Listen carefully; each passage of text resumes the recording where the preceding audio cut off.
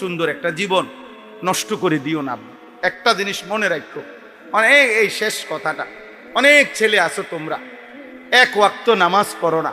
এই নারী ছবি, মোবাইলে অশ্লীল দৃশ্য, জিনা বেবিচারের দৃশ্য, নাচ গান, বন্ধুদের অসৎ আড্ডা, সারাদিন এই তামাশা করো। এত পাপ, এত অসভ্যতার পরেও এক ওয়াক্ত নামাজ পড়ো না, সারা দিন রাত মোবাইলে নারী ছবি দেখতেছো।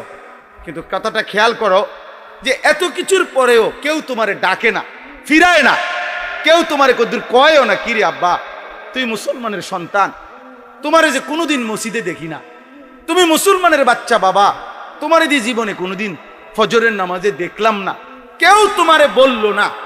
বিশ্বাস করো, মনে রাখো আব্বা, এর মানে হলো তুমি এই সমাজের আবর্জনা, তুমি এই সমাজের ময়লা, তুমি এই সমাজের ডাস্টবিন। এ সমাজ তোমাকে ফেলে দিছে। আবর্জনাকে মানুষ কাছে নেয় না, ময়লা ডাস্টবিন থেকে কেউ ময়লা তুলে নেয় না। এই জন্য তুমি বাবার চোখেও আবর্জনা, মায়ের চোখেও আবর্জনা, এই সমাজের নেককারদের চোখেও তুমি আবর্জনা। এই জন্য তুমি হয়তো তোমার মতো দুই চারজন অসৎ চরিত্রহীন লম্পটের সাথে চলে ফিরে আনন্দ পাচ্ছ আর কি, কিন্তু প্রকৃত বিবেকবান ইনসাফকার কোনো মানুষ তোমাকে রাস্তার কুকুরের সমানও ইজ্জত দেয়। এই জন্য দোস্ত, একটা ছেলেও যদি বিবেক থাকে মনে রাখো, এই আমার কথা, এই ভাইয়ের কথা মনে রাখো। তুমি ভাইবা দেখো, আমার আলহামদুলিল্লাহ আমার মায়ের বয়স ৭৫ বছর, ৭৫ বছর আমার মার বয়স, আমার আম্মা এখনো বাইচা আছে। এই ৭৫ বছর বয়সেও আমার আম্মা এমন কোনো দিন নাই মার সাথে কথা বললেই মা বলে পুত নামাজ পড়ছুন। আমারে এখনো জিগা, এখনো আমার যখন 2টা বাচ্চা হইছে, আমার 2 সন্তান, আমার এখন 4টা ছেলে মেয়ে, 2 সন্তানের বাপ, যখন আমি ওয়াশ করি সারা বাংলাদেশে মা জানে, কিন্তু ওই সময়ও মা আমাদেরকে ফজরের নামাজের জন্য দরজার কাছে গিয়া গিয়া প্রত্যেক রুমে, আমরা 5 ভাই 3 বোন, 8 জন ভাই বোন ছিলাম, এই 8 জনকে আমার আম্মা স্কুলের এই ঘন্টা ফিটে যে এরকম ঘন্টি, এটা দিয়ে বাড়ি দিয়ে দিয়ে টুং টুং টুং টুং করে দরজায় দরজায় দাঁড়ায় দাঁড়াইয়া আমগরে ফজরের নামাজের জন্য উঠাইতেন। আলহামদুলিল্লাহ, আলহামদুলিল্লাহ। তুমি এত বড় বদনসিব হইলা কেমনে? 365 দিনে তোমারে কেউ কোনোদিন ডাকে না, একদিনও তোমারে কেউ ফজরের নামাজের জন্য, তোর জীবনে এত অভিশপ্ত হলো কেন? বলো না রে বাপ, তোমার জীবনে এত অভিশপ্ত হলো কেন? এত বড় বদনসিব হলি কেন যে এমন একটা মাও কি জুটলো না, এমন একটা বাপও জুটলো না যে তোকে ফজরের নামাজের জন্য জাগাবে, আল্লাহর কথা মনে করাবে? মানে এই সমাজের আবর্জনা, তুমি এই সমাজের ময়লা, তোমারে মূলত ডাস্টবিনে ফেলে দিছে। জন্য দেখবেন হয় বাবা, নয় মা, নয়তো সমাজের কোনো মানুষ কথা উঠলেই কইব মাইতো না, অজাত, এ লারা দিও না বেশি, কোন যে ডাকাত চেহারা শুরুতে দেখো না চোর ডাকাইতের মতো, বাধ্য ইতা মাইতো না, সাবধান, ফারোই যেতে দাও, এ কইছে মাইতো না, 2টা কথা কইছে, তাই দাও গা। বলেন না ভাই, মূলত সবাই চায় এই নাফরমান থেকে বেঁচে থাকতে। গুনাহ তার এমন বেশি হয়ে গেছে, কেউ তার দিকে ফিরেও তাকায়। যারা মুনাফিক তারা তো ইচ্ছা করেই লুকোচুরি করতেছে, সে তো কি ইচ্ছা করেই কি করে, লুকোচুরি করে। মুনাফিক 2 ধরনের হয়, এক ধরনের এতেকাদি মুনাফিক, অর্থাৎ বাস্তবিক অর্থে অন্তরে সে কালেমা বিশ্বাস করে না, মুখে প্রকাশ করে। নবীজির জামানায় যারা মুনাফিক ছিল তারা এমন ছিল, নবীজির জামানায় যারা মুনাফিক ছিল তারা কি ছিল? এমনই ছিল যে যারা নবীজির সামনে বলতো মুহাম্মদ আমরা তোমারে মানি, কালেমা মানি, কিন্তু তাদের হৃদয়ে ছিল আমরা মানি না। বা ইজা খালাউ ইলা শায়াতিনহিম ক্বালু ইন্না মাআকুম, তারা তাদের যখন শয়তান সঙ্গী মানে কাফের তাদের সাথে আবার যাইতো, বলতো যে আমরা মূলত তোমাদের সাথে ইন্নামা নাহনু মুস্তাহজিউন, ইসলামের সুরত দইরা মুহাম্মদ এবং তার অনুসারীদের সাথে একটু মস্কারি করলাম আর ঠাট্টা করলাম আর কি, একটু ফাজলামি করলাম আর, বুঝেন নাই? নাউজুবিল্লাহ। তাহলে নবীজির জামানায় যারা মুনাফিক ছিল তারা পিওর মুনাফিক, তাহলে এরা কাফেরদের অন্তর্ভুক্ত। এরা কিসের অন্তর্ভুক্ত? তাহলে এরাও তাদের দুনিয়াবি কোনো ভালো কাজের বদলা পাবে না, মুনাফিকের মধ্যে দ্বিতীয় একটা আইটেম আছে, সেটা হলো মুনাফিক ফিল আমাল, যারা কর্মগত মুনাফিক। অর্থাৎ মানে কি? মানে হলো মুখেও স্বীকার করে মুসলমান, অন্তরেও কালেমা বিশ্বাস করে। কথা বুঝেন নাই? তার অন্তরেও আছে যে আসলে কালেমা সত্য, ইসলাম সত্য, নবী সত্য, আল্লাহ সত্য, জান্নাত জাহান্নাম সত্য, সবই ঠিক আছে, কিন্তু তার জীবনটা সে এমন কাজে পরিচালনা করে যেই কাজগুলো মুনাফিকের চিহ্ন বহন করে। এরকম নবী সাল্লাল্লাহু আলাইহি সাল্লাম এবং আল্লাহর কোরআনে এরকম অনেকগুলোকে চিহ্নিত করে বলছে নবী, এই কর্মে অভ্যস্ত যারা, তারা মুখে পরিচয় দেখ অথবা অন্তরেও বিশ্বাস করুক, কিন্তু তবুও তারা মুনাফিক। তবুও তারা কি? মুনাফিকের চিহ্ন, মুনাফিকের চিহ্ন। যেমন আপনারা বহু শুনছেন, নবী সাল্লাল্লাহু আলাইহি সাল্লাম বলছেন, ইজা হাদ্দাসা কাযাবা, যে প্রত্যেক কথায় মিথ্যা বলে, এটা মুনাফিকের চিহ্ন, কর্মগত মুনাফিক। ইজা তুমিনা খানা, যে ব্যক্তির কাছে কিছু আমানত রাখলে সে খেয়ানত করে, নষ্ট করে ফেলে, খাইয়া লাগে, মাইরা দেয়, মেরে দেয়। এটা 3 নাম্বার। ওয়া ইজা ওয়াদা আখলাফা, যে ওয়াদা করলে ওয়াদার বরখেলাফ করে। এগুলা কিসের চিহ্ন বলেন? এই মুনাফিক কি? মুনাফিক কর্মগত মুনাফিক, আমলের মধ্যে কি? মুনাফিক। মূলত সে বিশ্বাসগত কি না? মুনাফিক না। এই জন্য তাকে কাফের বলা যাবে না। এই ব্যক্তিকে কি বলা যাবে না? কাফের বলা যাবে না। তার আখিরাতে সব বিফল অথবা তার চির জাহান্নামী, এটা বলা যাবে না। কিন্তু তার এই আচরণ মুনাফিকের আচরণ, তার এই আচরণ মুনাফিকের আচরণ। যদি সে এই আচরণ সংশোধন না করে আর তওবা না করে, ফিরে না আসে, আর আল্লাহ যদি মাফ না করে, তাহলে তার ঠিকানাও জাহান্নাম। কর্মগত মুনাফিক। আসেন, রাসূলুল্লাহ সাল্লাল্লাহু আলাইহি সাল্লাম বলছেন, স্পষ্ট হাদিস, ফজরের নামাজ জামাতে না পড়া মুনাফিকের চিহ্ন। কিসের চিহ্ন বলেন? মুনাফিকের চিহ্ন। রাসূলুল্লাহ সাল্লাল্লাহু আলাইহি সাল্লাম, বুখারীর হাদিস আছে, ইন্না আসকালা সালাতিন আলাল মুনাফিকিন সালাতুল ইশা ও সালাতুল ফজর। 2টি নামাজ যারা মুনাফিক তাদের জন্য পড়া কঠিন। নবীজি বলছেন, বুখারী মুসলিমের হাদিস। 2টি নামাজ, 1 এশার নামাজ, 2 ফজরের নামাজ। ফজরের নামাজ। হযরত উবাই ইবনে কাব রাদিয়াল্লাহু তাআলা আনহু বলেন, নবীজি যার ঈমানের ব্যাপারে, মানে নবীজির সামনে সে বলে মুসলমান, কিন্তু নবীর যদি সন্দেহ হইতো কাউরে, তো নবীজি তাকে স্পষ্ট হাদিস, তিনি বলেন নবীজি তাকে ফজরের নামাজে মসজিদের জামাতে তালাশ করতেন। খোদার কসম, হাদিসে আছে, ফজরের নামাজের সালাম ফিরিয়ে প্রায় সময় নবী জিজ্ঞেস করতেন, আশাহিদুন ফুলান, অমুক কি এসেছে? কালু লা, সাহাবারা বলতেন না। আশাহিদুন ফুলান, অমুক কি এসেছে? নবীজি জিজ্ঞেস করতেন, সাহাবারা কেরাম বলতেন লা, না আসে নাই। আল্লাহর নবী তখনই বলতেন যে শোনো, নিশ্চয়ই যারা মুনাফিক তাদের জন্য এশা এবং ফজরের নামাজ পড়া কঠিন। তাহলে ফজরের অনুপস্থিত ব্যক্তিকে নবী সাল্লাল্লাহু আলাইহি সাল্লাম কি বুঝাইতে চাইছেন বলেন? বলো না ভাই, তোমরা বলো, নওজোয়ান ভাই, কি বুঝাইতে চাইছেন? মুনাফিক বুঝাইতে। যে তোমাকে সুপারিশ করবে তার কাছে তুমি তোমার পরিচয় বুঝা নাও। সুপারিশ তোমার আব্বার সম্পত্তি না, নবীর সুপারিশ তোমার বাপের সম্পত্তি না, নবীর সুপারিশ তোমার দুনিয়ার কোনো ফায়সালা না। নবী সাল্লাল্লাহু আলাইহি ওয়াসাল্লাম তোমার পরিচয় তো আগেই চিহ্নিত করে দিয়েছেন। আর তিনি কোথাও বলেন নাই, নবী কখনোই বলেন নাই যে আমি মুনাফিকের জন্য সুপারিশ করব, এই কথা নাই। আমি কাফেরের জন্য সুপারিশ করব, এই কথা নাই বাবা, এই কথা নাই। নবীর হায়াতে মুনাফিক সর্দার আব্দুল্লাহ ইবনে উবাই ইবনে সালুল, যে নিজেকে প্রতিদিন বলতো মুসলমান কিন্তু ছিল মুনাফিক, নবীজি তার ইন্তেকালের পরে এই উনার ছেলে, মানে মদিনায় যে মুনাফিক সর্দার ছিল তার ছেলে ছিল খাঁটি সাহাবী। মুনাফিকের ছেলেটা আব্দুল্লাহ ইবনে আব্দুল্লাহ, ছেলের নামও ছিল আব্দুল্লাহ, বাপের নামও ছিল আব্দুল্লাহ। আরব দেশে এটা এখনো রসুম আছে, একাধিক ব্যক্তির একই নাম। 3 ভাই, 3 জনের নাম মোহাম্মদ। মোহাম্মদ আল আউয়াল, মোহাম্মদ আসানি, মোহাম্মদ আসালেস। তারা নবীজির নামের এমন বরকত মনে করে, কখনো কখনো 3-4 ফুটের সবার নামে রাখে মোহাম্মদ।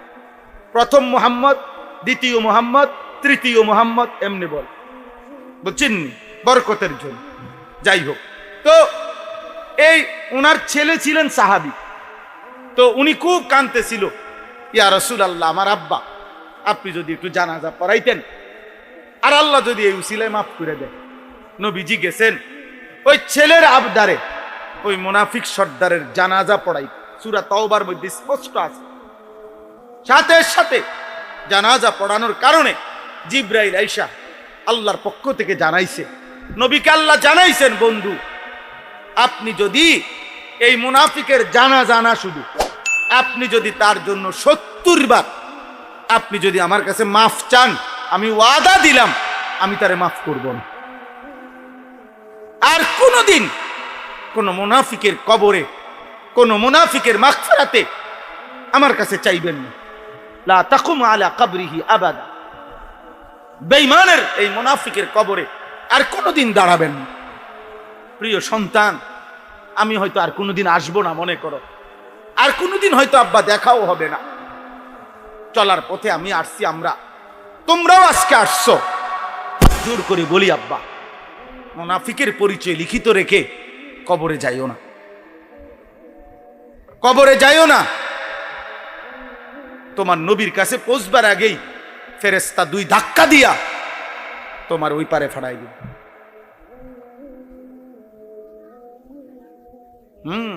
হাফেজে কোরআন সুপারিশ করবে, আলেমে দ্বীন, হাজী সাহেব, তোমার ছোট ভাই, এ তো পরের খবর। প্রথম সুপারিশ করার অধিকার তো শাফাআতে উজমা, যেটা বড় শাফাত, প্রধান সুপারিশকারী তো কে? নবী সাল্লাল্লাহু আলাইহি সাল্লাম। তার থেকে যদি ফেরেশতা, হাদিসে স্পষ্ট আছে, নবীজি বলেন, আমার বহু উম্মত আসবে, আসতে চাইবে, ফেরেশতা ধাক্কা দিয়ে সরাই দিবে। নবী বলবে, হায় হায়, আমার উম্মত আসতে দাও। ফেরেশতারা বলবে, আপনি জানেন না ইয়া রাসূলুল্লাহ, আপনার পরে আপনার দিন 23 বছরের কলিজা ছেঁড়া কষ্টের দিন আপনার। যেই কালেমার জন্য, যেই কোরআনের জন্য আপনি তায়েফের রক্তে সারা দেহ রঞ্জিত করেছেন, আপনি পেটে পাথর বাঁধছেন, আপনার চোখে সারা রাত পানি ঝরছে, আপনার সেই 23 বছরের কলিজা ছেঁড়া, পেটে পাথর বাঁধা, রক্ত মাখা দিন, এ পুরা জিন্দেগি আপনার নাফরমানি করে আপনার বিরুদ্ধাচরণ করেছে। কাদ আহদাসু বা'দাক, কাদ গায়্যারু বা'দাক। খোদার কসম, নবী বলবে, সুহকান সুহকান লিমান গায়্যারা বা'দি। দূর হ, দূর হ, তোরা যারা আমার পরে আমার দিনকে বিকৃত করে দিলি, আমার কষ্টের 23 বছরের রক্ত মাখা দিন পালন করতে পারলি না, দূর হবে, যা এখানে আসিস। এরপরে নবীর সুপারিশটার কপালে জুটবে না, হাফেজ সাহেব হাতের ব্যস্ত দিবে নাকি? কথা বলেন না কেন? হ্যাঁ, মৌলানা সাহেব আপনি দিবেন ব্যস্ত, এরপরে ব্যস্ত আপনার আব্বার।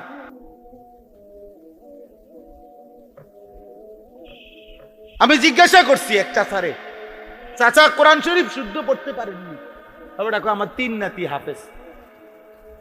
কেরামতি কয়, কি বুঝাইতে চাইছেন? মানে বেহেশতের বুঝ আছে, টেনশন করেন না,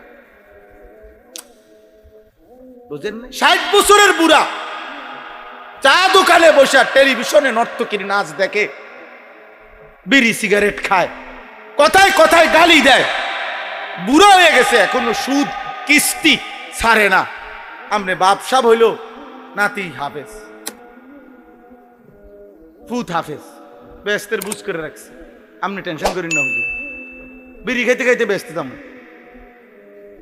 হ্যাঁ হ্যাঁ, রসিকতা মনে করেন না। যদি ভুল বলি, আপনার হিম্মত থাকলে এখানে আসেন, জবাব দেন। আপনি বলেন, আপনি মৃত্যু পর্যন্ত পাপের উপরে মজবুত ফিরলেন না, তওবাও করলেন না, আল্লাহর কাছে মাগফিরাতও চাইলেন না, চোখের ফোঁটা পানিও ফেললেন না, প্রত্যেক গুনার উপরে রাইখা, যথাস্থানে রাইখা আপনি কবরে যাইতেছেন। আপনি কি বুঝাইতে চাচ্ছেন? কি বুঝাইতে চাইছেন? বলো না ভাই, 17 বছরের যুবক, কে তোমার নিশ্চয়তা দিল তুমি আরো 40 বছর বাঁচবা?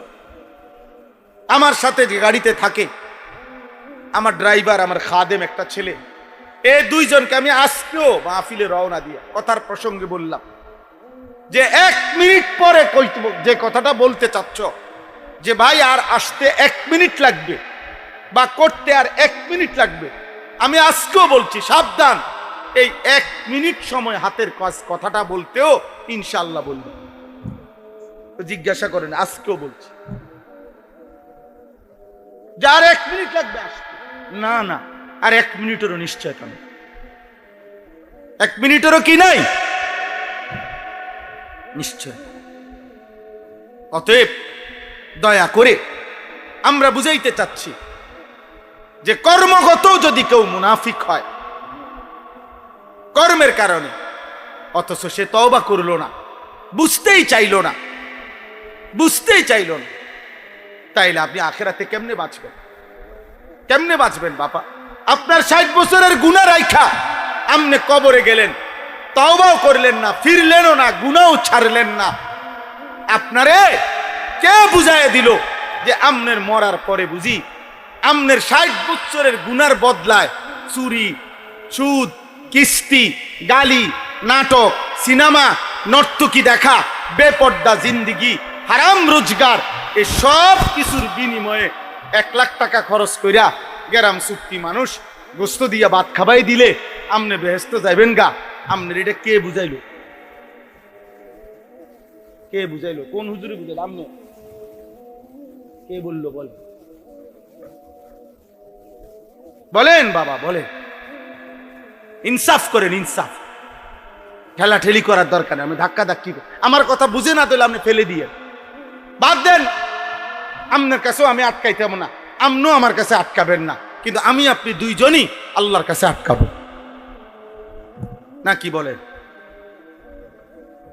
আল্লাহর কাছে ফিরবো আমরা। কোরআনুল কারীমের সমস্ত জায়গায় আল্লাহ বলছে, ওয়া আনফিকু মিম্মা রাযাকনাকুম মিন ক্বাবলি আন ইয়াতিয়া আহাদাকুমুল মাউত। বারবার বলতে চাইছে, বান্দার রিজিক আমি দিছি, আমার দেওয়া সম্পদ থেকে আমার রাস্তায় খরচ করো।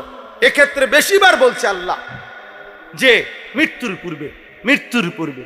আরে আমি বাইচা থাকতে, আমি বাইচা থাকতে 1 টাকাও আমার দরকার এখন, আর আমার মরার পরে আমার নামে যদি গোটা পৃথিবীটাও দান করে দেয় আমার তো সমস্যা না, আমি তো মরিয়ে গেছি। বুঝেন নাই কথাটা? এজন্য মৃত্যু পরবর্তী সাদাকা নিঃসন্দেহে সওয়াব, কিন্তু মনে রাখতে হবে জীবিত সাদাকা 1 টাকা মৃত্যু পরবর্তী 1000 কোটি টাকার চাইতে বেশি দাম। কারণ আমার তো অনেক টাকাও কি দরকার, আমার মরার পরে তো আমার গোটা দুনিয়াটাও আর কি নাই, দরকার নেই। এই জন্য দোস্ত, প্রিয় ভাই, শেষ হলো মুমিন। এবার আসেন যারা ঈমানদার, বাস্তবিক অর্থেই মুমিন, কলিজা দিয়েও আল্লাহরে মানে, জবান দিয়েও মানে, আমলও করে, ওযু, নামাজ, রোজা, হজ, যাকাত, জিকির, তেলাওয়াত, দান, সাদাকা, জনহিতকর কাজ, আল্লাহর হক, বান্দার হক সবই আদায় করে। কিন্তু এই সব কিছুর মধ্যে মাকসাদ হলো রিয়া, মানে দুনিয়া, লোক দেখানো, অথবা দুনিয়াবি সম্মান, মর্যাদা, ইজ্জত, প্রভাব, প্রতিপত্তি, ক্ষমতা, এটা হাসিল করা। আল্লাহ তাআলা বলেন, এদের জন্য আমি বললাম ঈমানদার হওয়া সত্ত্বেও, যেহেতু কর্মের মধ্যে, ভালো কাজের মধ্যেও আখিরাত নিয়ত করে নাই, আমার সন্তুষ্টির নিয়ত করে নাই, এরাও আখিরাতে গিয়ে দেখবে তারা বৃথা, তাদের পুরা জিন্দেগীর কর্ম নিষ্ফল। এই শেষ করে। এই জন্য ইহুদি কোনো ভালো কাজের আখিরাতে বদলা পাবে না, খ্রিস্টান কোনো ভালো কাজের আখিরাতে বদলা পাবে না, মুনাফিক এতেকাদি হলে কোনো ভালো কাজের আখিরাতে বদলা পাবে না। কেন? ঈমান না থাকার কারণে। কেন বলেন না? আর কর্মগত মুনাফিক, যার কর্মে নেফাকের চিহ্ন, সে এই নেফাক থেকে তওবা না করলে, ফিরে না আসলে, তো তার তো ঈমান আমলে হচ্ছে না। তাহলে আখিরাতে বদলা পাবে কি? সে তো আখিরাত চাচ্ছেই না, নাহলে এত লুকোচুরি করে কা? কথা বলেন না কেন? লুকোচুরি করে কেন? শুক্রবার হইলে 2 রাকাত নামাজ পড়ে, বাকি 6 দিনে 1 ওয়াক্ত নামাজও পড়ে না। তুমি কি বুঝাইতে চাইছো? তুমি চালাক আর আমরা চিরা খাই। কথা বলেন না কেন? তুমি কি বাটফারি বুঝাইতে চাইতেছো কি? তুমি শুক্রবারে 1 ওয়াক্ত নামাজ পড়ো আর আমরা পুরা সপ্তাহ 5 ওয়াক্ত নামাজ পড়ি। আমরা বেকল, হ্যাঁ? আমরা বেওকুফ। আপনি মাঝে মধ্যে 10-20 টাকা দানও করবেন, আবার আপনি হারামও রোজগার করবেন। আপনি কি বুঝাইতে চাইতেছেন? আমরা বেকল, হ্যাঁ? আমরা বুঝি নাই। সাবধান। চালাকি করলে, কর্মগত মুনাফিকি যদি করেন, তাহলে চূড়ান্তভাবে গুনাহ। ফিরে না আসলে আল্লাহর দিকে, তো আমল হিসাবে, নেকি হিসাবে তো কি হবে না? কাউন্ট হবে না। আর মুমিন, আমরা যারা ঈমানদার, কলিজাতেও ঈমান আছে, জবানেও ঈমান আছে, আমলও করতেছে, ভালো কাজও করছে, কিন্তু আল্লাহর হক বলেন আর বান্দার হক বলেন, ওযু বলেন, নামাজ বলেন, রোজা বলেন, হজ বলেন, দান বলেন, সাদাকা বলেন, সমাজের মানুষের জনকল্যাণমূলক কাজেও বলেন, সকল কিছুতে নিয়ত থাকতে হবে আল্লাহর সন্তুষ্টি, আখিরাতের পাওয়া। তাহলে আখিরাতে বিনিময় পাবেন। নাই তো এই মানুষগুলোর জন্য আখিরাতের নিয়ত না থাকার কারণে, আল্লাহর সন্তুষ্টির নিয়ত না থাকার কারণে আল্লাহ বলছেন এদের জন্য জাহান্নাম। এদের জন্য কি? জাহান্নাম। এই কথা শেষ। এই কথাই এবার দেখেন, শুধু তরজমাটা বলি। মান কানা ইউরিদুল হায়াতাদ দুনিয়া ওয়া যিনাতাহা নুওয়াফি ইলাইহিম আমালাহুম ফিহা ওয়া হুম ফিহা লা ইউবখাসুন। আজানের যারা জবাব দিতে চাচ্ছেন, এখানে এখন আজান হইলে ওই আজানের জবাব দিয়ে, তাহলে কোনো অসুবিধা হবে না। কথা বুঝছেন কিনা? জি, একাধিক মসজিদে একসাথে আজান হইলে আজানের জবাব দিবে কোন মসজিদের, কোন আজানের? নিয়ম হইল যে আজানের জবাব 2 রকম। এক হইল জবাবে কৌলি, মানে মুখে জবাব দিলাম, আরেকটা হইল জবাবে আমালি, অর্থাৎ কর্মে জবাব দিলাম। কর্মে মানে হইল নামাজের জন্য মসজিদে ঢুকলাম। বুঝছেন কিনা? তো এই ক্ষেত্রে উত্তম হইল এই কর্মে আমি যেই আমল যেখানে করব নামাজটা, ওইটার জবাবটা দাও। তা আমরা ইনশাআল্লাহ এখানেই এশার নামাজ পড়বো ইনশাআল্লাহ। আল্লাহ তাআলা বলেন এই শেষ, মান কানা ইউরিদুল হায়াতাদ দুনিয়া ওয়া যিনাতাহা, যে তার সকল কিছুতে, তার উদ্দেশ্য ভালো কিংবা মন্দ কাজ তো বাদে দিলাম, যে তার জীবনের যাবতীয় কর্মকাণ্ডে তার উদ্দেশ্য 2টা। 1, দুনিয়ার জীবনটা চলা। 2, ওয়া যিনাতাহা, দুনিয়ার সৌন্দর্য, দুনিয়ার ক্ষমতা, দুনিয়ার প্রভাব, দুনিয়ার সুনাম, দুনিয়ার সুখ্যাতি, দুনিয়ার পরিচিতি, দুনিয়ার স্লোগান, দুনিয়ার কিছু, এতটুকুই যার চাওয়া। নুওয়াফি ইলাইহিম আমালাহুম ফিহা, আল্লাহ বলে এ দুনিয়া লুবি, দুনিয়া প্রত্যাশী ব্যক্তির যাটুকু দুনিয়া চাচ্ছে, যে দূর আমি ফয়সালা করছি, এর দূর আমি দুনিয়া তারে পূর্ণ দেব। অহুম ফিহা লা ইউবখাসুন, কম দেব না তোরে দুনিয়া দেমু বান্দা। শুধু বলে রাখবা উলাইকাল্লাযীনা লাইসা লাহুম ফিল আখিরাতি ইল্লান নার, আর আখিরাতে শুধুমাত্র জাহান্নামের আগুন ছাড়া আর কিছুই দেব না।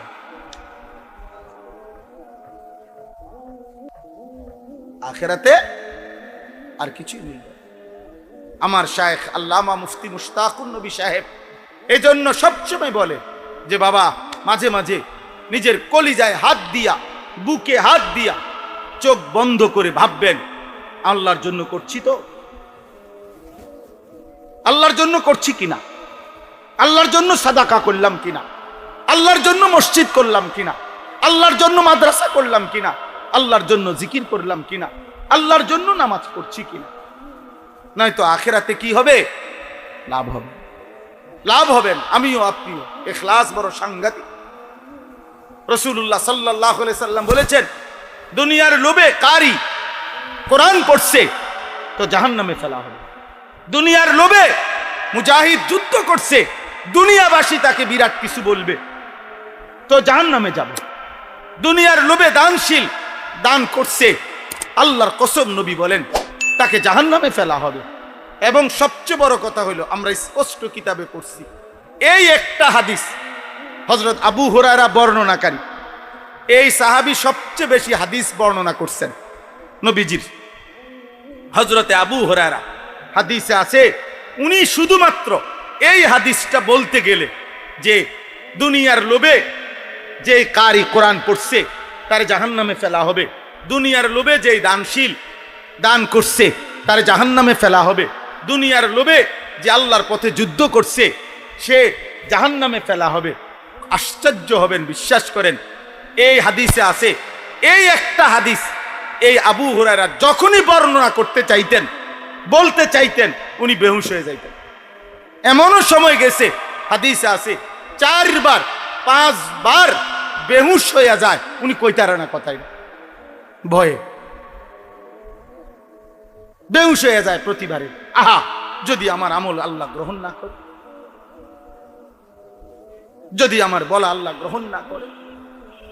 এই জন্য নামাজি বাবা, দানশীল ভাই, আল্লাহর বন্দেগী তো করতেই হবে আল্লাহর জন্য। তার জন্য বলেন না, ও হাবিতা মা সানাউ ফিহা ওয়া বাতিলুম মা কানু ইয়ামালুন। আল্লাহ বলেন, দুনিয়া লুবি, তুমি তোমার গুনাহ পাপ যা করেছো এটিও তো বাতিল আখিরাতে, আর যেটা ভালো করেছিলে সেটাও আখিরাতের পাওয়া, আখিরাতের সন্তুষ্টি, আল্লাহর সন্তুষ্টি না চাওয়ার কারণে তোমার ভালো কাজটাও বাতিল। যদি কিছু দিয়ে থাকি তো দুনিয়ায় দেব, একটা ভালো গাড়ি বাড়ি, একটু সামাজিক মান মর্যাদা, দুনিয়াবি কিছু দিতে পারি আমি দেব, তবে আখিরাত দেব। কি দেব না বলেন না? আখিরাত দেব, আখিরাত দেব, আখিরাত দেব। অতএব এই দুইটা অংশে আমরা আমাদেরকে মিলাই। আমরা এখানে যারা আছি আলহামদুলিল্লাহ, ছেলেরা বাবা, দোস্ত, আবারও বলতেছি, আমারই শেষ 2-4 মিনিট কথা। 1 নম্বর কথা হলো, আমরা বিশ্বাস করি হৃদয় দিয়ে যে আমরা যারা এখানে আছি, আমরা জবানে যেমন কালেমা স্বীকার করি, হৃদয়েও আমরা স্বীকার করি। ঠিক কিনা বলেন ছেলেরা ভাই? তোমরা ঠিক কিনা বলো? হৃদয়ে আল্লাহকে মানো তো ভাই? রাসূলুল্লাহ সাল্লাল্লাহু আলাইহি সাল্লামকে কলিজা দিয়া মানো তো? বলো না? তাইলে আমরা ইনশাআল্লাহ ধরে নিলাম আমরা সবাই মুমিন, আলহামদুলিল্লাহ। এখন আমাদের কর্মে আমাদেরকে প্রমাণ করতে হবে আমি কি মুনাফিক কিনা নাকি মুমিন। 1 2, আমি যদি মুনাফিক না হই, মুনাফিকের চিহ্ন বহন করে যেগুলো, এগুলো আমার কাছে নাই। মনে করেন আমি মিথ্যা বলি না, আমি ওয়াদা খেলাফ করি না, আমি আমানতের খেয়ানত করি না, আমি ফজরের নামাজ ছেড়ে দেই না, আমি লোক দেখানো আমল করি না। মনে করেন এগুলো আমার মধ্যে নাই, ধরে নিলাম। এবার আমারে দেখতে হবে যে আমার সকল আমল আল্লাহর জন্য করি কি, আখিরাতের জন্য করি কি। এরপরে আমার আখিরাত, এরপরে আমার জান্নাত। কারণ জান্নাত 2টা রুম আর একটা বারিন্দা না। জান্নাত 2টা রুম আর একটা কি না, এত মামুলি না। জান্নাত সর্বনিম্ন, সবচেয়ে ছোট জান্নাত 10 দুনিয়া বরাবর। সর্বশেষ যাকে নবী বলছে আল্লাহ জান্নাত দিবে, তার শেষ জান্নাতটা হলো 10টা দুনিয়া বরাবর। আর দুনিয়া ওয়া আশারাতু আমসালিহা, 10 দুনিয়া বরাবর, 10 দুনিয়া বরাবর, 10 দুনিয়া বরাবর। অতএব আজকে ছেলে পেলে ভাই, এই তারবিয়াতুল বানাত অর্থ হলো মুসলমানের কন্যা, মুসলমানের বোন, মুসলমানের নারীকে আখলাক শিখানো, দিন শিখানো, আল্লাহ চিনানো, আখিরাত চিনানো। একটা ছেলে বলেন, একটা মেয়ে বলেন, আল্লাহ নবী সাল্লাল্লাহু আলাইহি সাল্লামের ওয়াদা এটা, মুসলমান যে ঈমানদার তার সন্তান স্ত্রী পরিজনকে আল্লাহর পথে চালাইতে, হালাল হারাম চিনাইতে, পাক নাফাক চিনাইতে, দিন শরীয়ত আল্লাহর বিধান শিখাইবার জন্য কষ্ট করছে। আল্লাহ নবী সাল্লাল্লাহু আলাইহি সাল্লাম ওয়াদা দিবেন যে আল্লাহ তাআলা তার জন্য জান্নাত রেডি করে রাখছে। নবীজি বলছে যে তার 3টা কন্যা, যে ব্যক্তি তার 3টি কন্যাকে আল্লাহ নবী বলছে আখলাক শিখাইছে, আদব শিখাইছে, ঈমান শিখাইছে, ইলম শিখাইছে, আল্লাহর কোরআন শরীয়তের বিধান শিখাইছে, আল্লাহ নবী বলছে ওই 3 নারী, ওই 3 কন্যা তার কিয়ামতের দিন জাহান্নামে যাওয়ার ক্ষেত্রে প্রতিবন্ধক ঢাল হয়ে দাঁড়াবে। সাহাবী জিজ্ঞেস করছে, ইয়া রাসূলুল্লাহ, যদি 2টা মেয়ে হয়? নবীজি বললেন 2টা মেয়ে হলো হবে। সাহাবী জিজ্ঞেস করছে, একটা যদি হয়? বলছে একটা হলো, একটা হলো। আল্লাহ নবী বলছেন রাসূলুল্লাহ সাল্লাল্লাহু আলাইহি ওয়াসাল্লাম যে তার 2টা কন্যাকে, মেয়েকে ঘৃণা করে নাই, বরং আখলাক শিখাইছে, ঈমান শিখাইছে, ইসলাম শিখাইছে, খোদার কসম নবী বলছে ওই মেয়ের বাপ আর আমি মুহাম্মদ এই 2 আঙ্গুল যেমন পাশাপাশি, জান্নাতে এমন পাশাপাশি থাকবে। এই জন্য মেয়ে বেইজ্জতি না, মেয়ে তাবশীর। কোরআনে 2 বার কোরআনুল কারীমের মধ্যে আল্লাহ তাআলা মেয়ের জন্মকে বলছে তাবশীর, সুসংবাদ, সুসংবাদ 2 বার বলছে। কন্যা জন্ম নেওয়া কারো ঘরে এটা লাঞ্ছনা না, বেইজ্জতি না, অপমান না, এটা ঘৃণা না। ওই স্বামী, ওই পুরুষ অপদার্থ, ওই স্বামী অপদার্থ। তুই বেটা মানুষ হওয়ার অযোগ্য, যার ঘরে, যার স্ত্রীর গর্ভে মেয়ে হওয়াতে নাক ছিটকাইছে, মুখ খারাপ কালো করে ফেলছে, চেহারা বিকৃত করেছে, তুই মানুষ নামের কলঙ্ক বেটা, তুই মানবতার দুশ্মন বেটা, তুই তো তোর মায়েরও দুশ্মন। কারণ তোর মাও তো কন্যাই ছিল, তোর মায়ের বাপের কন্যা ছিল না। সেই মা যদি পৃথিবীতে না আসতো তো তুমি আসতা কেমন? কথা বলেন না কেন? তোমার স্ত্রীও তো আরেকটা মহিলার কন্যা, তোমার স্ত্রী তো তোমার শাশুড়ির মেয়ে। তো তোমার স্ত্রী যদি, তোমার শাশু শ্বশুর যদি মেয়ের আগমন না চাইতো তো তোমার বিবি আসতো কোন থেকে? কথা বোঝেন নাই আপনি? অতএব পুরুষ কিংবা কন্যা, ছেলে কিংবা মেয়ে, এটা কোনো দূষণীয় কিছু না, এটা কোনোটাই লজ্জার কিছু না, এটা বেইজ্জতি না, এটা অপমান না। বিয়ে দেওয়া যদি কষ্ট করে হয়, বিয়ে দিতে কষ্ট হবে, তো তুমি বিয়ে করলা কেন? তুমি বিয়ে করলা কেন? তোমার বিয়ে কষ্ট হয়েছে না, তো তোমার মেয়ের বিয়ে কষ্ট হবে কেন? এই জন্য এটা কোনো কথা না। আল্লাহর উপরে ভরসা রাখলে, তাকওয়ার উপরে চললে নারী ইজ্জতে। আল্লাহ কোরআনে ওয়াদা দিছে, নেককার নারীর বদৌলতে আমি আল্লাহ মুমিনের ঘর পবিত্র করে দেব। এটা আল্লাহর। এই ছেলে, এই বেটা বেয়াদব, আহাম্মক কোথাকার। তোমরা বললা না কেন ভাই? এতক্ষণ তোমরা শুনছো না?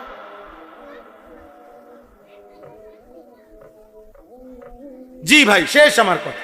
অতএব তারবিয়াতুল বানাত মানে হচ্ছে মুসলমানের কন্যাকে দিন শিখানো। আমার স্পষ্ট কথা, আমি প্রত্যেক দিন বলি, আপনাদেরকে যেমন গুরুত্ব দিলাম, মাদ্রাসা যারা চালান, মাদ্রাসা যিনি চালান, আমার সাফ সবার সামনে কথা, মেয়েদের মাদ্রাসা, মেয়েদের জন্য যেখানে পড়ালেখা, 100% 100 পর্দা, শরীয়তের বিধান, এক জাররা, এক সুতা যদি বিচ্যুত হয়, লঙ্ঘন হয়, এমন মাদ্রাসা থাকার একদিনও দরকার নেই। সাফ কথা, পরিষ্কার আপনাদের বললাম, আমি সব জায়গায় বলি।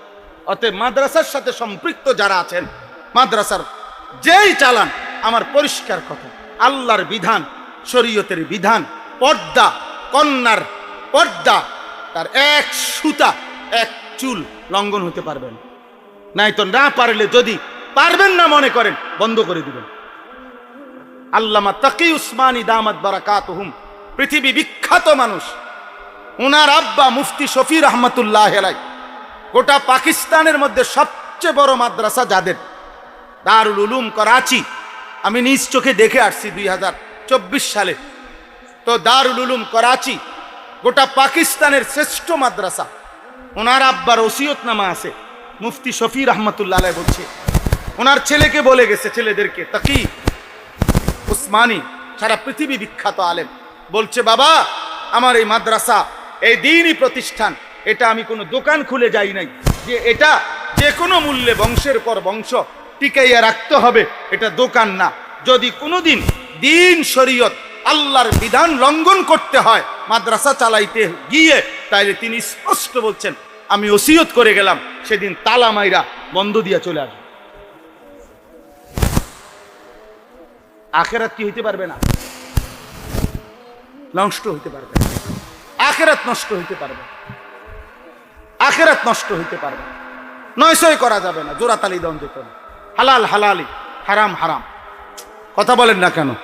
যেটা হালাল এটা হালাল, যেটা হারাম এটা হারাম, যেটা নেকি এটা নেকি, যেটা গুনাহ এটা গুনাহ। আলো আলোই, অন্ধকার অন্ধকার। আলোর মধ্যে অন্ধকার নাই, অন্ধকারের মধ্যে কি নাই? আলো। রোদের মধ্যে বৃষ্টি নাই, বৃষ্টির মধ্যে রোদ নেই। আল্লাহ আমাদেরকে তৌফিক দান করে। কসম আল্লাহ বলছে, লাআল্লাকুম তুরহামুন, অবশ্যই তোমাদের উপরে রহমত বর্ষিত হবে। যদি কি শর্তে? দুই শর্তে। এক হলো মনোযোগ দিয়ে শুনো, দুই হলো চুপ থাকো, চুপ থাকো। এই দুই শর্তে লাআল্লাকুম তুরহামুন, আল্লাহর রহমত বর্ষিত, আল্লাহর রহমত বর্ষিত। রহমত মানে কি? রহমত মানে তাফসীরে আছে ভাত মাছ তরি তরকারি, ঘর সংসারের আয় রোজগার বেড়ে যাবে, এটা না।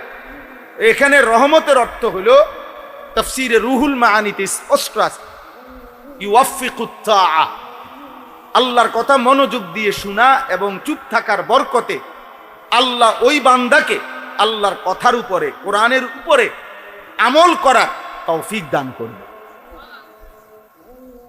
তৌফিক দান করবে। পৃথিবীর এখানে একজন মুসলমান ছেলে, একটা ছেলে এমন আছে কি আপনার কি মনে হয়? একেবারে কমপক্ষে 10 বছরের থেকে শুরু করে উপরে এমন একজন ছেলেও নাই যে জানে না যে নামাজ 5 ওয়াক্ত ফরজ। এমন একটি ছেলে এরকম নাই যে জানে না, প্রত্যেকেই জানে। কম 10 বছরের নিচে যদি হয় বাদ দিলাম ধরেন, কিন্তু 10 ঊর্ধ্ব বাচ্চা কি জানে না যে নামাজ 5 ওয়াক্ত ফরজ? কথা বলেন না? তাইলে একটা হলো জানা, একটা হলো জানা। আজকে 30 বছর ধরে যেই হারাম করে সুদ খায়, এই সুদখোর, এই হারামখোর জানে এটা হারাম। ওনারে জিজ্ঞাসা করেন, বলে ভাই সুদ খাওয়া হারাম, তো উনি কি কইব? মুস্তাহাব। কথা বলেন না? তাইলে উনি খাচ্ছে কেন? উনি তো জানে বিষয়, উনি তো জানে বিষয়। এক হলো জানা, আরেক হলো আমলের তৌফিক হওয়া, মানার তৌফিক হওয়া, এটা ভিন্ন বিষয়। কম বেশি ওয়াজ, কোরআন, ইসলামের কিছু মৌলিক কথাবার্তা আপনারাও সবাই জানেন, সবাই জানে না, এখানে নতুন করে বলার কিছু নাই। কিন্তু আল্লাহর কথা বারবার বলার উদ্দেশ্য কি? তাই প্রত্যেকবার আজকে 30 বছর ধরে তো আপনারে কইতে আছি নামাজ 5 ওয়াক্ত, এটা না বুঝার কি আছে? কথা বুঝেন নাই? তা এটা তো মাকসাদ না, মাকসাদ হইল আমলের তৌফিক হওয়া। এই জন্য আল্লাহ বলছে যে বারবার বলেন, বারবার বলেন, বারবার বলেন, বারবার বলেন। ফাযাক্কির, বারংবার উপদেশ দেন, ওয়াদাক্কির, বারংবার উপদেশ দেন। ইন্নামা আনতা মুদাক্কির, হে নবী আপনি বারবার উপদেশদাতা। ইন্নামা আনতা নাযীর, হে নবী আপনি হচ্ছেন আমি আল্লাহর পক্ষ থেকে ভয় প্রদর্শনকারী বান্দা। এই মাকসাদে বারবার বলেন, আপনি বলতে থাকেন, আপনি মেহনত করতে থাকেন, ফয়সালা আমি দেব। ঈমান আনবে না আনবে না, আল্লাহর পথে চলবে না চলবে না, পরিবর্তন হবে না হবে না, আল্লাহ বলেন এটা আমার ফয়সালা, আমার ফয়সালা। কোরআনুল কারীমের মধ্যে আছে, এই সূরা, আমি যেই সূরার আয়াত পড়ছি সূরা হুদ, এই সূরার মধ্যে স্পষ্ট আছে হযরতে নূহ আলাইহিস সালাম 950 বছর, 950 বছর একটানা মানুষকে আল্লাহর দিকে ডাকছে। কি মামুলি কথা মনে হয় এটা? 950 বছর বুঝেন? 950 টাকা, 950 টাকা আর 950 বছর এক কথা? 950 টাকা তো মামুলি টাকা, 50 টাকা কম 1000। 950 বছর আমাদের বাপ দাদা 14 গোষ্ঠীর কয়জনের হায়াত একত্র করলে 950 বছর হবে বাবা? 950 বছর একটানা আল্লাহর কথা বলছে। 950 বছরে তাফসিরে, বিশুদ্ধ তাফসিরে আছে এই 950 বছরে ওনার হাতে কালেমা পড়ছে সর্বোচ্চ 80 জন। কতজন? কয় বছরে বুঝছেন? কি মনে করেন ব্যাপারটা, বিষয়টা কেমন? লাইলাম ওয়া নাহারা, কোরআনে আছে তিনি রাত্র দিন আল্লাহর দিকে ডাকছেন, 950 বছর ডাকছেন। তুফান চলে আসছে, পানিতে ডুবে যাইতেছে মানুষ, তখনও ডাকছে। ছেলে কেনানকে বলছেন, ইয়া বুনাইয়ার কাম মা'ানা, আব্বা পানি চলে আসছে। ওই যে দেখা যায় রে বাপ, আল্লাহর আযাব চলে আসছে, পানি উঠতেছে, বেড়ে যাচ্ছে, এখনো সুযোগ আছে, তুমি ইমানদারের সঙ্গী হও। ওয়ালা তাকুম মা'আল কাফিরিন, হে আমার প্রিয় সন্তান, বেঈমানের সঙ্গী হয়ে থেকো না। এই যাও, কালেমা পড়ে নৌকায় উঠো। ছেলেটা ফিরতে চায় নাই, 950 বছর এভাবে তিনি বলে গেছেন শেষ মুহূর্ত পর্যন্ত। কিন্তু আমি যেটা বলতে চাই, সেখানে আছে কোরআনে, এই সূরাতে তিনি বলতেন এই 950 বছরেও বলার পরেও তিনি বলতেন, ওয়ালা ইয়ানফাউকুম নুসহি ইন আরাদতু আন আনসাহা লাকুম ইন কানা আল্লাহু ইউরিদু আন ইউগফিয়াকুম।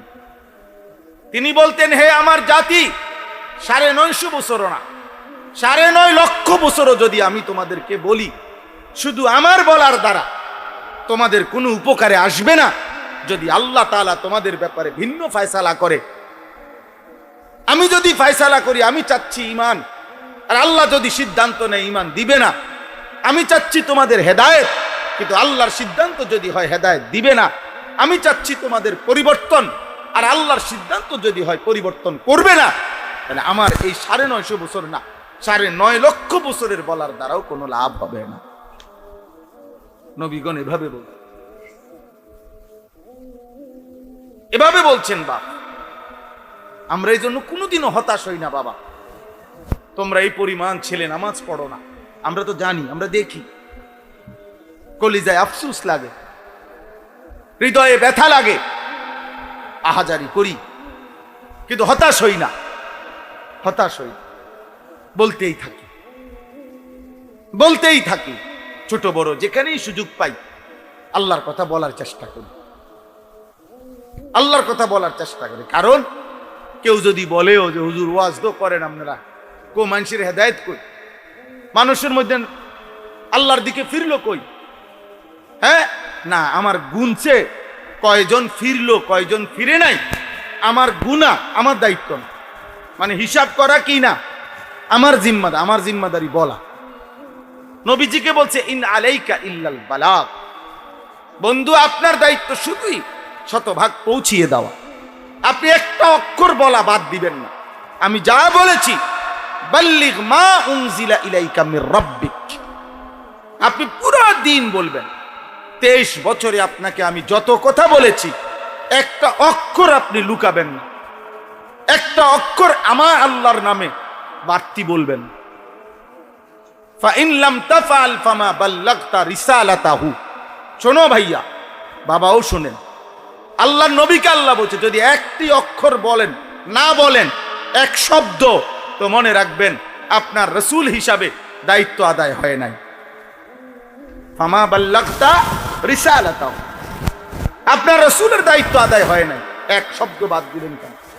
এজন্য নবীজিকে লক্ষ্য করে এমনও কথা আছে কোরআনে যে নবী সাল্লাল্লাহু আলাইহি সাল্লাম এভাবে বললে এভাবে করা দরকার ছিল, কিন্তু তিনি এভাবে করেন নাই, আল্লাহ সংশোধন করে দিয়েছেন।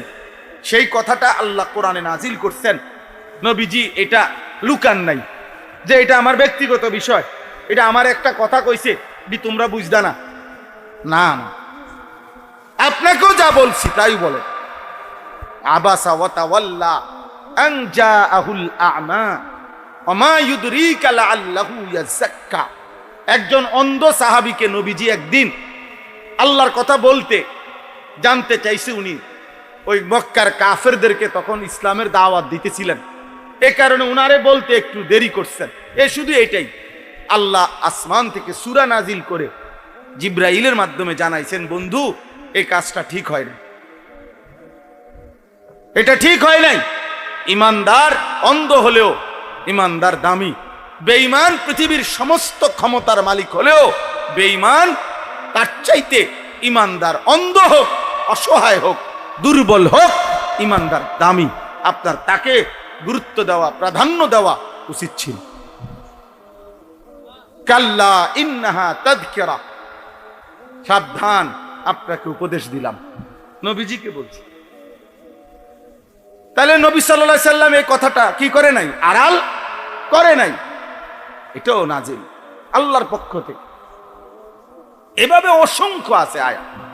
তাইলে ভাইয়া দিন স্পষ্ট, ইসলাম স্পষ্ট, আল্লাহর কথা পরিষ্কার, নবীর সুন্নাত পরিষ্কার, কারো কোনো প্যাঁচ নাই এই পৃথিবীতে। 1450 বছরে মনে রাখবেন একটা মূল নীতি, যারা আমল করে, যারা মুত্তাকি, যারা বাস্তবিক জান্নাত পেতে চায়, যারা আল্লাহর পথে শতভাগ দায়িত্ব নিয়ে মহব্বতের সাথে চলতে চায়, খোদার কসম তাদের কোনো অসুবিধা হয় না চলতে।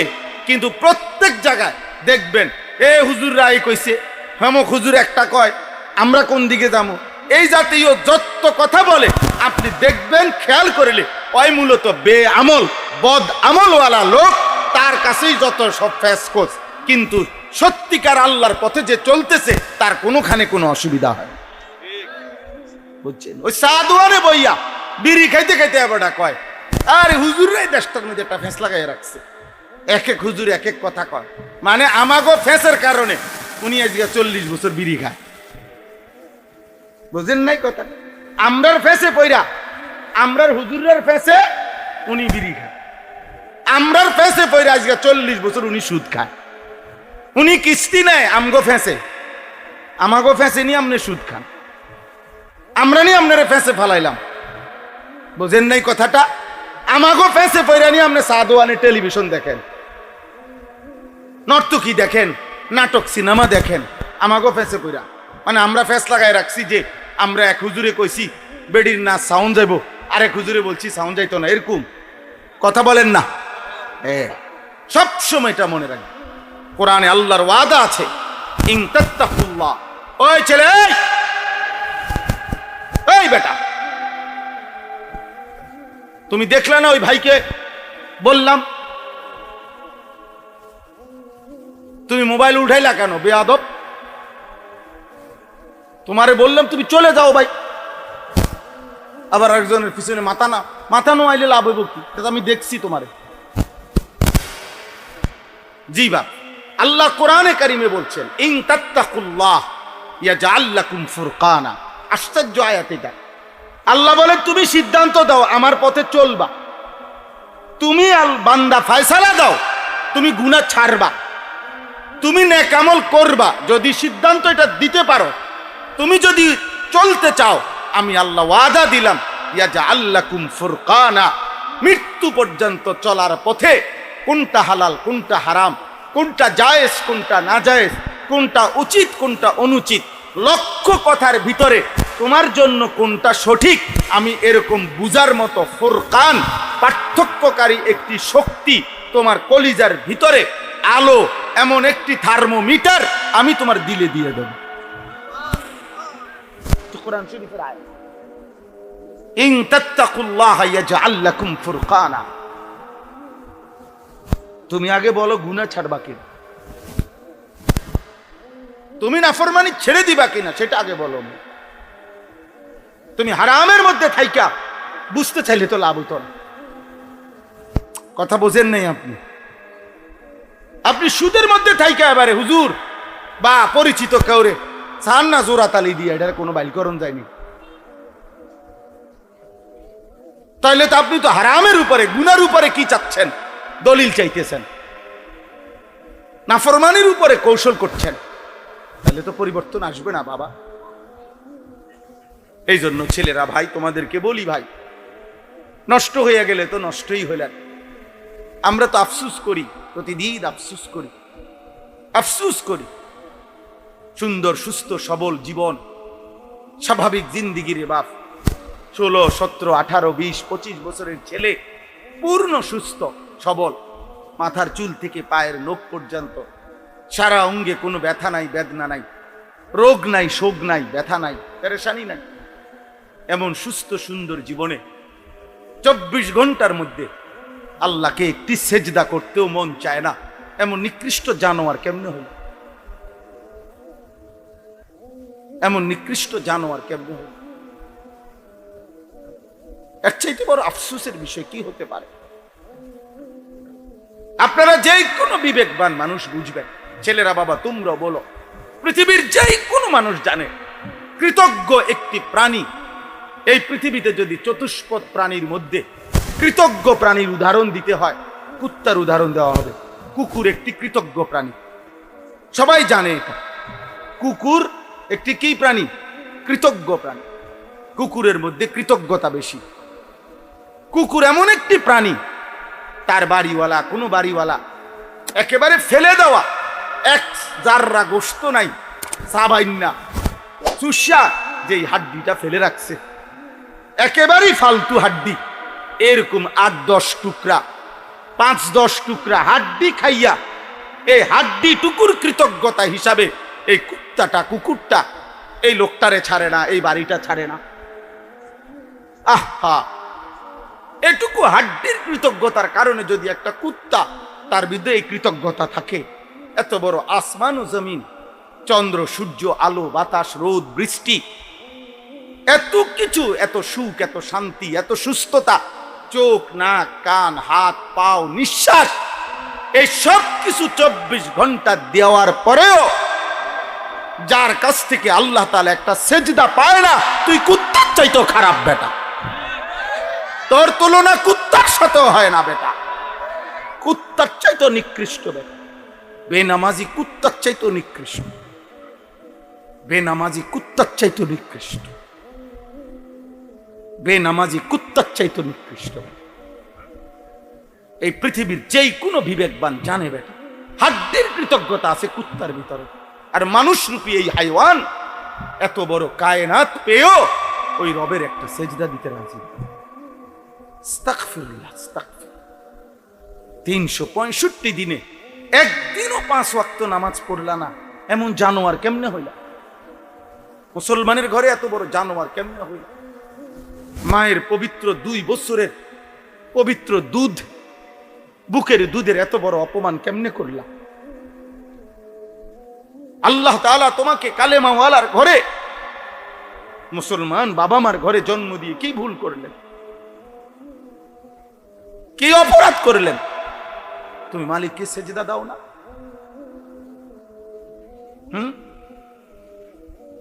বলো ভাই, বুঝতে শিখেন। আপনারা বাবারা বুঝতে শিখেন। আপনাদের সন্তানের, ছেলে মেয়ের, স্ত্রী পরিজনের ইবাদত আমল এটা গঠন করা, এটাই আপনাদের জিন্দেগির মূল ডিউটি। আমরা মুসলমান, আমরা মুসলমান, আমরা বেঈমান না। আমার স্ত্রীর কাছে আমার প্রথম দাবি আমার আল্লাহর হুকুম। আমার ছেলের কাছে আমার প্রথম চাওয়া আমার আল্লাহর হুকুম। আমার মেয়ের কাছে আমার প্রথম চাওয়া, এরপরে দুনিয়া। দুনিয়া মিলুক বা না মিলুক, হাজার চেষ্টা করেও তো অনেক বাবা মা শেষ পর্যন্ত কষ্ট করছে ঠিকই, কিন্তু ছেলের খেদমত কপালে জোটে না। ছেলের বউয়ের 1 গ্লাস পানি কপালে জোটে না। আছে না এমন? কথা বলেন না। তো কি লাভ হইল ভাই? না দিন শিখাইলেন, না নামাজ শিখাইলেন, না আল্লাহ চিনাইলেন, আবার তো আজকে দুনিয়াও হারাইলেন। দুনিয়াও হারাইলেন। মানুষের দ্বারা গপ মারিয়া কি লাভ? ঢাকা শহরে পোলা বউ লইয়া থাকে, এটা মানুষেরও শুনাইয়া কি লাভ? হ্যাঁ, ঢাকা শহরে তো আমনের ফুট ছাড়াও তারও মানুষের, এটা তো আশ্চর্য কিছু না। ঢাকা শহরে থাকা তো বিরাট কোনো নিয়ামত না। ইটালি থাকা তো কোনো বিরাট নিয়ামত না। কারো একটা ফুট যদি ইটালি থাকলে এত বড় সৌভাগ্য।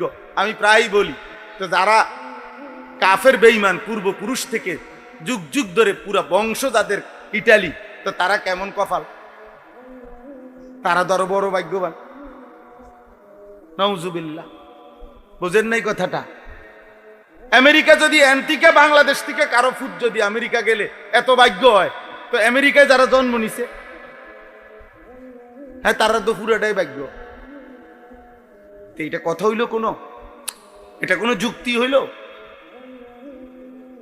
আল্লাহ আমাদেরকে হেফাজত করে। ইজ্জত কিংবা সম্মান বাবা ছেলের আব্বা মনে রাখো, দুনিয়া ভোগ করিলে এটা সম্মান না। সম্পদ উপার্জন করতে পারা এটা সম্মান নয়। দুনিয়া জানোয়ারও ভোগ করে, এক কুকুরও দুনিয়া ভোগ করে, এক শুকরও দুনিয়া ভোগ করে, দুনিয়া হাইওয়ানও ভোগ করে, দুনিয়া চতুষ্পদ জন্তুও ভোগ করে, দুনিয়া বেঈমানও ভোগ করে, দুনিয়া মুশরিকও ভোগ করে, দুনিয়া নাস্তিক মুরতাদ 60 বছর 40 বছরে যে একদিনের জন্য স্বীকার করে নাই আল্লাহকে। এই পৃথিবীতে লক্ষ কোটি বেঈমান এমন আছে যারা আল্লাহ বলতে কিছু আছে মানে না। নাস্তিক বলে যাদের, দেয়ার ইজ নো গড, ঈশ্বর বলতে কিছু নাই। আমি নিজ কানে শুনছি, ইউনিভার্সিটি পড়ুয়া, উচ্চ পড়ুয়া এমন 4টা ছেলের সাথে আমি একবার 1 ঘন্টা কথা বলছি। ওদের পরিষ্কার বক্তব্য, ওদের বাবা মা মুসলমান, ওদের পরিষ্কার বক্তব্য যে আল্লাহ বলতে, ঈশ্বর বলতে কিছু আছে, হুজুর আমরা এটা টোটাল বিশ্বাস করি না। আমি এমন মানুষ দেখছি 1000 কোটি টাকার মালিক, একটি প্রাইভেট ব্যাংকের ভাইস চেয়ারম্যান, মারা গেছেন ওই ভদ্রলোক, কোটি কোটি টাকার মালিক ছিল। ওনার মুখে নিজে বলছে কবরের আযাবের যে ভয় হুজুররা দেখায় এটা মিথ্যা। এই বাংলাদেশে বলে অতএব আব্বা আল্লাহ তো তাকেও কোটি কোটি 1000 কোটি টাকা দিছে। দুনিয়া তো আল্লাহ তাআলা হাইওয়ান জানোয়ারকেও দেয়। বলো না ভাই, আমরা অল্প কয়েকজন মানুষ মাগরিবের নামাজ পড়ছি, আমাদের সূর্য ডুবে গেছে। তোমরা যারা নাফরমান নামাজ পড়ো নাই, তোমাদের সূর্য ডুবে গেছে, হায়াত কারো বাকি নেই। ইমানদারের ঘন্টা ঠিক যা, বেঈমানের ঘন্টাও তা। সবার টাইম একসাথেই চলতেছে, কেউ আগেও নাই, কেউ পিছেও নাই, কেউ পিছেও নাই। এখন 7টা 47 বাজে। সমস্ত ইমানদার নামাজ যারা পড়ছে মাগরিব, তাদেরও বাজে এটাই, বেঈমানেরও এটাই বাজে। হ্যাঁ, আমরা যদি মঙ্গলবার, তো নাফরমানের এখন বুধবার না, হ্যাঁ ওটা আগায় গেছে একদিন। তাইলে বলো না ভাইয়া, বলেন না বাবা। শুধু দুনিয়া চাইলে হবে না, আমরা মুমিন। এই পৃথিবীতে 4টা শ্রেণী, এই আয়াতের আলোকে আমি বলতেছি। আমি আয়াতের তর্জমা শোনাচ্ছি। কোরআনুল কারীমের 12 নম্বর পারা, কোরআনুল কারীমের 11 নম্বর সূরা, সূরা হুদ। এই সূরার 2টি আয়াত 15, 16 আমি তেলাওয়াত করছি। মূলত এটাই আমি এখন বুঝায় বলতেছি, এটা বললেই আমার কথা শেষ। এই পৃথিবীতে প্রসিদ্ধ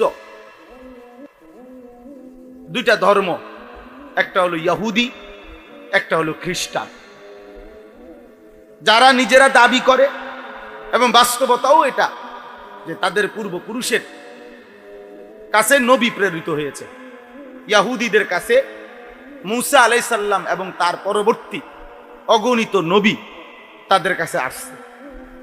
খ্রিস্টান যারা, ঈসা আলাইহিস সালাম তাদের নবী ছিলেন।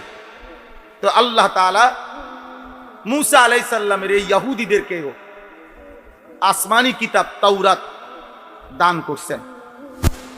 আবার খ্রিস্টান যারা ঈসা নবীর কাছেও আসমানি কিতাব ইনজিল দান করছিলেন, দান করেছিলেন। এবং এই 2 নবী, মানে বর্তমান পৃথিবীতে সংখ্যাগরিষ্ঠ বিধর্মী, ইসলামের বাহিরে যারা, তাদের মধ্যে সংখ্যাগরিষ্ঠ হলো খ্রিস্টান, যারা ঈসা নবীর অনুসারী দাবি করে, ইনজিল কিতাবের অনুসারী।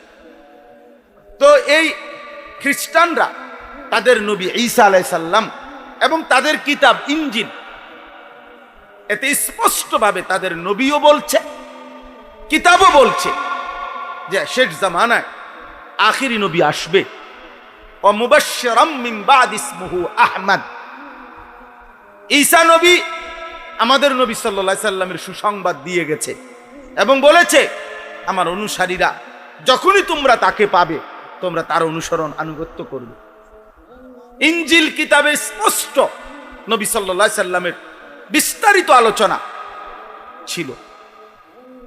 হ্যাঁ, আল্লাযী ইয়াজিদুনাহু মাকতুবান ইনদাহুম ফিত তাওরাত ওয়াল ইনজিল, কোরআনে আল্লাহ বলছে ইহুদি এবং খ্রিস্টানদের কাছে যে দুইটা কিতাব ছিল, তাওরাত এবং ইনজিল, আমি আমার বন্ধুর আলোচনা, শারীরিক গঠন, আমার বন্ধুর চেহারা, আচরণ, তার পছন্দ অপছন্দ, এই সব কিছু আমি আল্লাহ তাওরাতেও বলছি, ইনজিলেও বলছি, মুসা নবীর জবান দিয়েও বলাইছি, ঈসা নবীর জবান দিয়েও বলাইছি। কিন্তু দুর্ভাগ্যের বিষয় হলো মুসা নবীও বলেছে শেষ জামানার নবী মুহাম্মদকে তোমরা মেনে নিবে, ঈসা নবীও বলছে, কিন্তু স্বার্থের টানা পড়ে নবী সাল্লাল্লাহু আলাইহি সাল্লামকে শতভাগ চিনবার পরেও তারা ঈমান আনে না। ইয়ারিফুনাহু কামা ইয়ারিফুনা আবনাআহুম, কোরআন শরীফে আছে। আল্লাহ বলছে এই ইহুদি খ্রিস্টান বেঈমানরা আমার বন্ধুকে, নবীকে, আখেরি নবী সাল্লাল্লাহু আলাইহি সাল্লামকে এভাবে চিনত, বুঝছে, এভাবে চিনছে। লক্ষ মানুষের মাঝখানে কোন মানুষ তার নিজের সন্তানকে যেভাবে চেনে, একটা মাঠে যদি 10 লাখ মানুষও হয়, 10 লাখ রকমেরও হয়, আমার ফুটকেডা আমি তো চিনি, আমার সালমান আমার ছেলের নাম, আমি তো তারে চিনবো না? আল্লাহ এইভাবে বলছে, মানুষ যেমন তার পুতেরে চিনে, এরকম ভাবে নবীকে তারা চিনছে, কিন্তু কি করে নাই? ঈমান আনে নাই। তো এই মানুষগুলো নবী সাল্লাল্লাহু আলাইহি সাল্লাম বলছেন যে আজ যদি মুসা বেঁচে থাকতো, ঈসা বেঁচে থাকতো, তাহলে তারা অবশ্যই আমার আনুগত্য করত। নবীজি বলছেন কোন ইহুদি এবং কোন খ্রিস্টান সে যদি আমার নাম শোনার পর, আমার দ্বীনের দাওয়াত শুনবার পরেও আমার উপরে ঈমান না আনে, তো নিশ্চিত তারা যেন জেনে নেয় যে তাদের ঠিকানা জাহান্নাম। নাউজুবিল্লাহ। তাইলে এখানে আমি যেটা বুঝাইতেছি, আসেন একটা কথা বুঝেন, এই আয়াত বুঝার জন্য প্রত্যেক মানুষের জীবনে, মুমিন হোক, মুনাফিক হোক, ইহুদি হোক, খ্রিস্টান হোক, এই চারটা বিশেষ শ্রেণী। কিছু মানুষ হলো ইহুদি, কিছু মানুষ হলো খ্রিস্টান, কিছু মানুষ হলো মুনাফিক, অর্থাৎ যারা অন্তরে মূলত কালেমা মানে না, কিন্তু মুখে মুসলিমের ভেষ ধরে, মুখে মুসলমানের কি ধরে? পরিচয় ধরে, সুরত ধরে, এরা মুনাফিক। আর আরেক হলো মুমিন, আরেক হলো প্রকৃত অর্থে কি মুমিন। মানে মোটা দাগে এই চারটা শ্রেণীকে আমরা ধরলাম। একেবারে ছোটখাটো বিশ্লেষণ করলে, ছোট বড় আরো বহু ধর্ম ব্যক্তির নামে আরো আছে, এগুলারে আলাদা বিশ্লেষণ করতে সময়ের ব্যাপার, কিন্তু উল্লেখযোগ্য আমরা এই চারটা শ্রেণী বললাম। এই চারটা শ্রেণী প্রত্যেক মানুষ, প্রত্যেকেই এই দুনিয়ার জীবনে দুই ধরনের কাজ করে। কিছু কাজ আছে অন্যায় কাজ, পাপ, কিছু কাজ আছে কি পাপ, এটা দুনিয়াতেও পাপ আর আখিরাতেও পাপের বদলা জাহান্নাম। তাহলে এটা সবার জন্য কমন, অর্থাৎ কাফের বেঈমান হোক আর ইমানদার হোক, পাপের ঠিকানা কোথায় বলেন না? পাপের ঠিকানা কি? জাহান্নাম। ওয়া ইন্নাল ফুজুরা ইয়াহদি ইলান নার, নবীজির বিশুদ্ধ হাদিস। প্রত্যেক গুনাহ টেনে নিয়ে যাচ্ছে জাহান্নামের দিকে। কিসের দিকে? জাহান্নাম। ফিরবার জন্য যদি সে কার্যকর ঈমান না আনে, তওবা না করে, আল্লাহ যদি মাফ না করে, যেই কোনো পাপের কারণে তওবা করে নাই অথবা আল্লাহ মাফ করে নাই, তাহলে নিশ্চিত তার ঠিকানা কোথায়? জাহান্নাম। তাহলে পাপের ঠিকানা জাহান্নাম, যেই করুক, ইমানদার করুক আর বেঈমান করুক। গেল এটা বাদ। 2 নাম্বার হলো প্রত্যেক মানুষই দুনিয়ার হায়াতে কম বেশি ভালো কাজ করে। কিছু কি করে? ভালো কাজ করে, ভালো কাজ করে, পরিবারের কিছু সেবা করে, ভালো কাজ করে, কল্যাণ মানুষের, সমাজের, কিছু কল্যাণকর কাজে, জনহিতকর, সমাজ কল্যাণমূলক, মানুষের উন্নয়নমূলক ভালো কাজ করে, পুণ্য কাজ করে। এই ক্ষেত্রে এই আয়াতের আলোকে বলতেছি, এই ক্ষেত্রে আল্লাহ তাআলা একটা মূলনীতি বলছে যে দুনিয়ার জীবনে এখানে এক নাম্বার হলো, আবার ওই পিছনে আবার যান, প্রত্যেক খ্রিস্টান যত ভালো কাজই করুক, যত ভালো কাজই করুক, ঈমান না থাকার কারণে আখিরাতে ফলাফল শূন্য, বৃথা, জাহান্নাম ছাড়া আর কিছু না। কোন ইহুদি ঈমান না থাকার কারণে যত কিছু ভালো কাজই দুনিয়াতে করুক, আখিরাতে তার কোনো বিনিময় বা জান্নাতের কোনো পুরস্কার এক জাররাও পাবে না। তার ঠিকানা কোথায়? জাহান্নাম। তাহলে এই পৃথিবীতে মনে রাখতে হবে, সবচেয়ে বড় সৎ কাজ হলো আফদালুল খাইর, আফদালুল আমাল, সবচেয়ে উত্তম কাজ, সবচেয়ে খায়ের, কল্যাণকর কাজ হলো কালেমা গ্রহণ করা। কি গ্রহণ করা? ঈমান। ঈমানের চাইতে বড় কোনো খায়ের নাই, ঈমানের চাইতে বড় কোনো কল্যাণ নাই। আর ঈমানবিহীন বাকি কল্যাণ আখিরাতের হিসাবে ধর্তব্য না, ধর্তব্য না, আখিরাতের হিসাবে ধর্তব্য না। তাইলে ইহুদি এবং খ্রিস্টান তারা ঈমান না থাকার কারণে আখিরাতে তাদের কোনো ভালো কাজের, উত্তম কাজেরও কোনো বিনিময় কি বলেন না, পাবে না, পাবে না, গেল তারা। এরকম নতুন নতুন ইসলামিক ভিডিও পেতে আমাদের চ্যানেলটি সাবস্ক্রাইব করে আমাদের পাশে থাকুন। ধন্যবাদ।